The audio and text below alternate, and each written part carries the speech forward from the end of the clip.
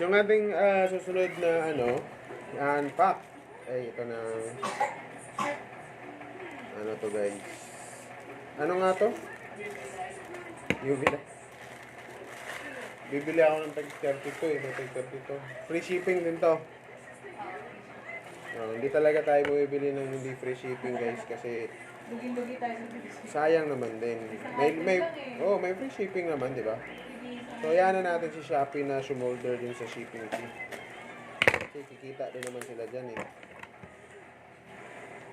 laki nga ng bayad kasi.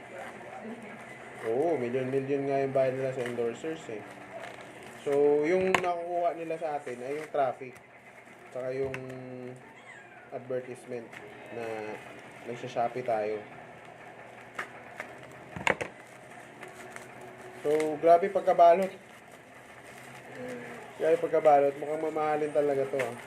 So, nabili lang to na 52 pesos ha? 99. Ha? 99. Ano kasi yan? Yung medyo malaki yan. Akala ko 52.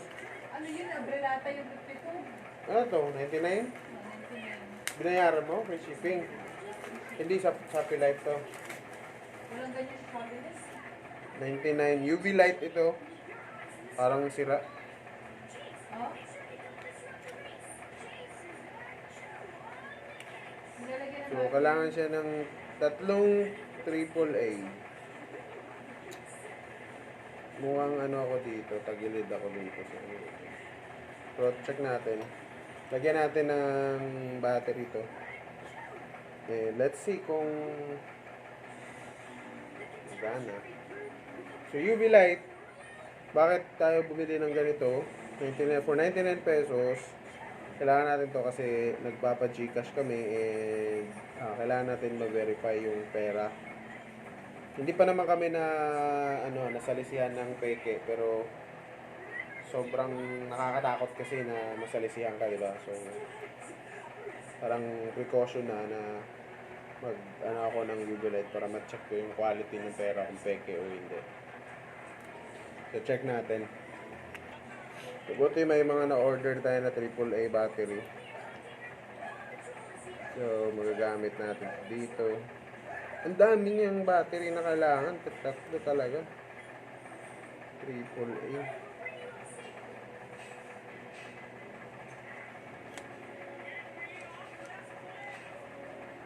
Uy, UV light nga siya, man.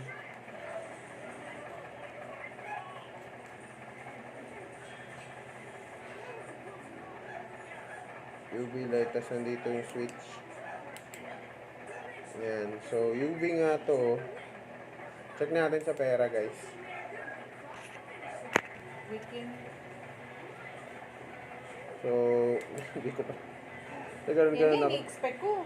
Mukhang flashlight. So, chinek ko siya kanina. Okay naman. Nakakita naman siya ng mga watermarks. Ayan. Kaso lowbat na kasi yun. Nag-check ako na hindi ko pala na on yung video. So, okay naman. Legit naman to. Tag 99.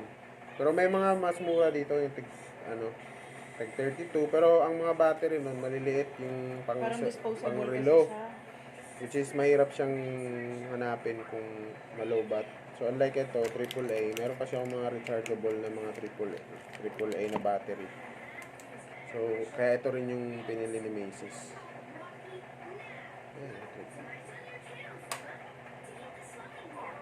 Walang difference. So, yan.